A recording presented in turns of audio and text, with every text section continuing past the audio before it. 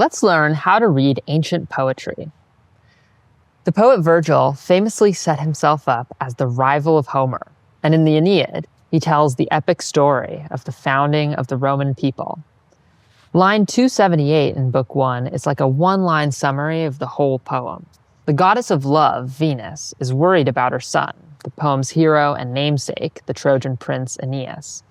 But the father of gods and men, Jupiter, tells Venus not to worry about Aeneas or his destiny as the founder of Rome. He says, "His ego nec mētās rērum nec tempora pōnō." Before we can learn how to recite this line properly, let's find out what it means. His, for these people, that is, the Romans. Ego nec mētās pōnō. In Latin, the verb is often hiding at the end of the sentence. I establish neither boundaries for them, that is, spatial limits for their empire, rērum, of their possessions, of their domain. This refers to the future conquests and acquisitions of the Roman Empire. It goes with mētās and tempora, meaning that there will be neither spatial nor temporal limits to the Roman Empire. Nec tempora pōnō, nor do I impose a duration for them. According to Jupiter, there's no expiration date for the Roman Empire.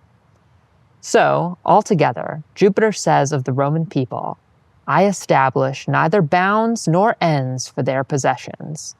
And as he says in the next line, I give them empire without end.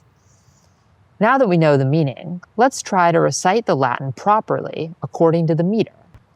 Virgil's Aeneid is written in dactylic hexameter, just like Homer's Iliad and Odyssey. This sounds technical, but it's not so bad. Hexameter means that every line of the poem is made up of 6 feet, or sections. Dactylic refers to a type of foot, the dactyl. What's a dactyl? Well, it comes from the Greek word daktylos, which means finger. A pterodactyl is a dinosaur with winged fingers. A dactyl in poetry is a bit of poetry that looks like your finger. It's long, short, short. One last detail before we go back to Virgil. In dactylic hexameter, you can usually replace any dactyl with a spondee.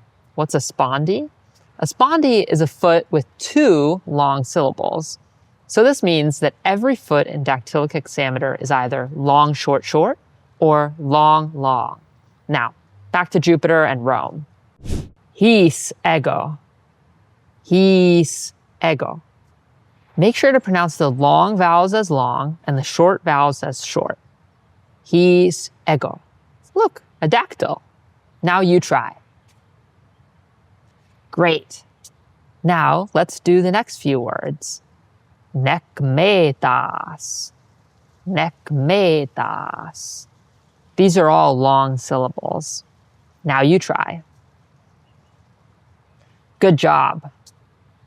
Here's the next word. Rērum. Rērum. This word has 2 long syllables as well.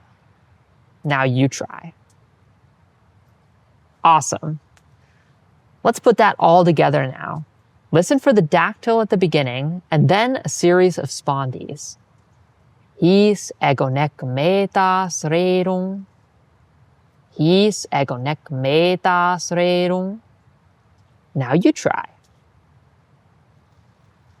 Good job. Here's the next 2 words. Nec tempora. Notice how the 2 consonants, M and P, make the first syllable of tempora long, even though the vowel is short. Nec tempora. Now you try. Excellent work. Now for the last word in the line. In dactylic hexameter, the last foot is always a spondee, long, long. pōnō, pōnō. Now, put those last 3 words together. Nec tempora pōnō, nec tempora pōnō. Now you try. Great job. Now, let's try reciting the whole verse. Listen to it first. His ego nec mētās rērum nec tempora pōnō. His ego nec mētās rērum nec tempora pōnō. Now you try.